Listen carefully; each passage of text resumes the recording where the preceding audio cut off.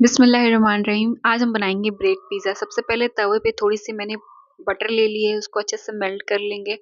दोनों तरफ अच्छे तरीके से ब्रेड को सेकेंगे, बिना सेके जो है चीज़ पिघलेगा नहीं अच्छे से।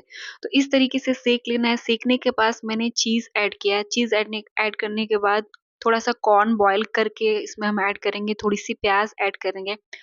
आप शिमला मिर्च ले लीजिएगा, ये मैंने बिना तीखा वाला हरी मिर्च लिया है, इसको हम ऐड करके अच्छे तरीके से इसके बराबर में एक ढक्कन से ढकेंगे।